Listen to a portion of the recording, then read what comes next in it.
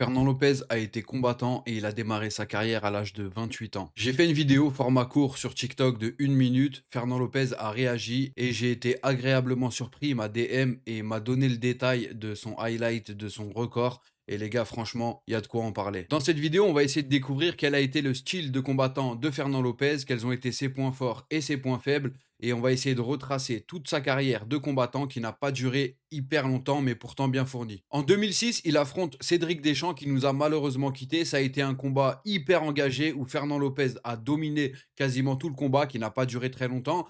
Fernand Lopez a placé un bras-tête, son adversaire Cédric Deschamps a refusé de taper et il s'est endormi. Première victoire, premier combat pour Fernand Lopez. 2 mois plus tard, il affronte Ali Yilmaz et cette fois-ci, c'est une victoire par TKO où l'arbitre il aurait vraiment dû arrêter le combat plus tôt. Fernand Lopez l'a connecté au bout de quelques secondes. Ali Yilmaz est tombé et Fernand Lopez gagne. Deuxième victoire, deuxième combat pour Fernand Lopez. 6 mois plus tard, dans la même année, Fernand Lopez connaîtra sa première défaite en MMA face à Aziz Karaoglou. Ça a été un TKO et pourtant, Fernand Lopez avait montré de belles choses, notamment une de ses signatures, les fameux takedown. 13 mois plus tard, il revient de son KO et il affronte Deliverance Nsumboli. Ça a été une victoire magnifique parce que Fernand Lopez a placé une soumission et ça montrait déjà qu'il était déjà un combattant plutôt complet, plutôt à l'aise sur tous les domaines, sur tous les compartiments du MMA. Deliverance Nsumboli a d'ailleurs été un bon combattant puisque 3 victoires, une défaite. Sa seule défaite, ça a été Fernand Lopez et son tout premier combat en carrière. 3 mois plus tard, on propose à Fernand Lopez un combat très compliqué avec un adversaire qui est sur 5 victoires consécutives,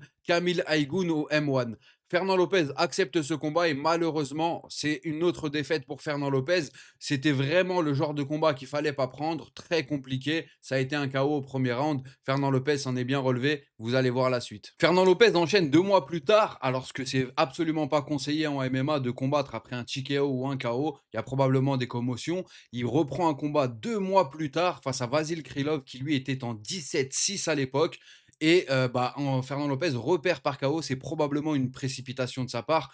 Probablement, je prends des pincettes parce que c'est compliqué de savoir le pourquoi du comment, mais il a pris un gros bourbier à ce moment-là et malheureusement, il a repris une défaite. Février 2020, il prend un adversaire du nom de Jamrozik et à ce moment-là, Fernand Lopez, il est pas là pour rigoler, il veut se venger de sa carrière, il est là pour en découdre, il assène un grand endpoint de folie sur son adversaire. Regardez les images, c'est hyper impressionnant. 3 mois plus tard, défaite par TKO de Fernand Lopez contre Igor Arrojo. Igor Arrojo, les gars, c'est quelqu'un qui a combattu Sean Strickland, Marvin Vettori, qui a fait 5 ou 6 combats à l'UFC. C'est vraiment un morceau à qui on a donné à Fernand Lopez et ça démontre vraiment qu'à cette époque-là, Fernand, c'était un énorme niveau. Et c'est là où je comprends pas, les gars. C'est que 1 mois plus tard, Fernand Lopez, il est retourné dans l'octogone, il est retourné dans la cage. 1 mois après cette défaite contre un énorme nom, les gars, il a pris Cédric Sevrac et les gars, voilà ce qui s'est passé. Victoire par soumission de Fernand Lopez.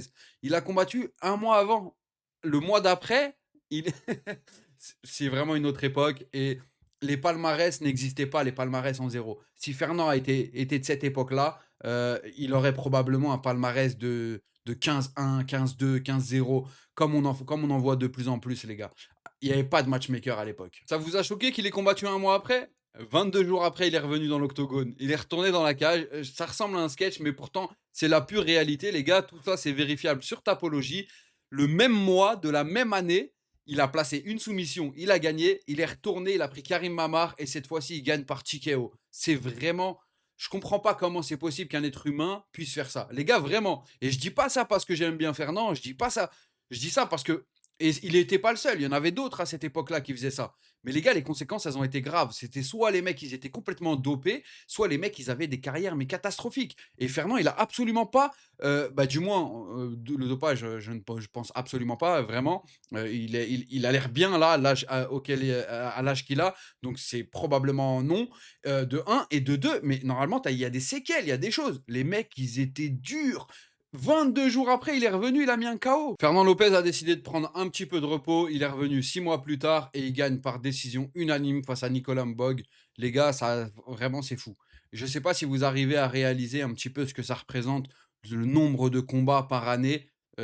C'est complètement dingue. En 2010, il revient et je dis il revient en 2010 comme si que c'était il y a longtemps. Non, son dernier combat, c'était en décembre 2009. Il revient en février 2010 et cette fois-ci, malheureusement, il perd par clé de talon, une fameuse heel hook, les gars, c'est noté sur Tapology au round 1. Donc Fernand Lopez prend une défaite par soumission. Une vingtaine de jours après, il revient face à Patrick Vallée et s'incline par KO, malheureusement au round 1. C'est très souvent au round 1 que Fernand Lopez pouvait perdre. Je ne sais pas si vous avez un petit peu fait si vous avez noté ça un petit peu dans votre tête. À chaque fois que Fernand perd, c'est très souvent round 1. Pourquoi? Parce que c'est quelqu'un qui donne de sa personne dans les combats et parce que bah voilà, on a tous une faiblesse à un moment donné, on a tous une temporalité où c'est meilleur. Vous savez, il y a toujours un game plan où on va se dire OK, cinquième round, lui, c'est là où il est le plus faible. Premier round, c'est là où il fait des erreurs, etc. Bah, Fernand Lopez, on peut noter qu'au premier round, c'était quelqu'un qui donnait beaucoup, donc qui pouvait s'épuiser et faire des erreurs. Et du coup, il s'est incliné une vingtaine de jours après, donc normal. Voilà. Vous savez, nous, tous les 20 jours, bah, on se fait un café. Bah, non, eux, ils sont dans la cage. Toujours une vingtaine de jours plus tard, Fernand Lopez affronte Christophe Dafreville et victoire par décision unanime. Donc encore une fois, c'est fou, en l'espace de 60 jours, il y a eu 3 combats, un petit peu plus de 60 jours, il y a eu 3 combats. Donc c'est complètement dingue et franchement, je tenais à féliciter. Il y a beaucoup de commentaires sur les réseaux sociaux où les gens, ils vont voir une demi-seconde d'un combat et ils vont juger, ils vont dire un tel était comme ci, un tel était comme ça. Là, Fernand, il gagne et il aurait très bien pu perdre parce que il y a 2 personnes dans un octogone, il y a un gagnant, un perdant. Mais malgré tout, il a gagné alors que 20 jours plus tôt, il était sur un autre combat et encore 20 jours plus tôt ou un mois avant, il était encore sur un autre combat. Donc on peut pas parler de game plan, on peut pas parler de préparation physique s'il y a de la prépa physique parce que on le voit, il était extrêmement physique, mais c'est pas de la prépa physique, pour un tel ou pour un tel. C'est dingue. Vraiment, moi, personnellement, ça m'impressionne. 2 mois plus tard, Fernand Lopez affronte Patrick Vallée à nouveau, cette fois-ci dans un tournoi et malheureusement, il s'incline par TKO et ça a été une autre défaite face à Patrick Vallée, donc il a jamais réussi à le battre et voilà. Ce qui suit, c'est fou. Je dis que c'est fou parce que Fernand Lopez, le même soir, il a perdu par TKO, il affronte Cédric Sebarek et il gagne à la décision. Donc ça veut dire que tu te prends un KO et derrière tu fais une guerre parce que 3 rounds de combat, c'est très compliqué quand tu viens justement de prendre un KO et que tu as eu un combat difficile juste avant. C'est du domaine, voilà, encore une fois, ça démontre à quel point le mental était une arme bien plus qu'à l'heure d'aujourd'hui. C'est toujours important quand tu es combattant, mais bien moins qu'à l'époque. 4 mois plus tard, Fernand Lopez se lance le dernier défi de sa vie de combattant. Il affronte Matteo Piran et il s'impose au premier round à 4 minutes 20 exactement par KO. Donc on peut dire qu'en 2010, il a fait 6 combats. Donc je crois que ça doit être un record en France. Je ne sais pas si on a un combattant, les gars, dites-le moi, n'hésitez pas à me partager en commentaire si c'est le cas. Est-ce qu'on a déjà des combattants qui ont participé à 6 combats dans la même année? 5 combats l'année de juste avant, en 2009, 5 combats, 2010, 6 combats. C'est assez exceptionnel. Les gars, je tiens vraiment à remercier Fernand Lopez parce qu'il a vraiment pris de son temps. Il n'a pas que ça à faire de m'envoyer des messages. En fait, il a vu que je m'y intéressais vraiment, que ma vidéo, elle était faite bah, de bon cœur. Il n'y avait aucune intention de nuire à qui que ce soit. Et bah, du coup, derrière, il a été hyper gentil. Les gars, c'est le coach numéro un français. Du moins, c'est le plus grand coach, pas en 2025, mais toute année confondue. Donc vraiment le temps qu'il a pris pour m'envoyer les minutes et cetera, je me suis réveillé le matin, je me suis dit: «Mais wesh, c'est vrai ou je suis fou ou quoi?» Et ben j'ai vu tous ces messages-là, vraiment ça m'a hyper touché. Je me suis dit: «Avec toutes ces informations-là qui sont pour la plupart très difficiles à trouver, bah, c'est très compliqué les gars d'avoir les noms et cetera». Il y a des gens et encore, il y a des j'ai reçu d'autres messages, il y a des combats que je peux pas en parler parce que, je les ai pas. Il y a eu des défaites qui étaient très controversées où Fernand finalement était vainqueur et combattait à l'extérieur, bah, du coup, ils lui ont donné la défaite.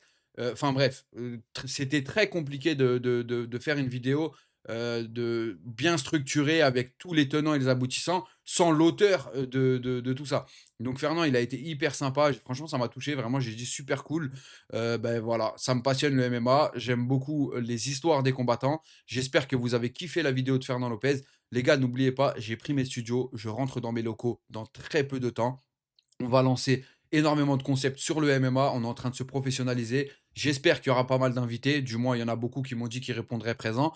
Donc, je compte sur vous, les gars, pour mettre un maximum de likes, de commentaires, de vous abonner, d'activer la cloche, tout ça. Tout ça, ça donne énormément de force, même si on l'entend tout le temps quand on regarde une vidéo et ça nous traverse les oreilles parce que c'est redondant. Les gars, pour moi, vraiment, ça compte énormément. J'espère que vous avez kiffé l'histoire de Fernand Lopez. N'hésitez pas et on s'attrape bientôt les gars.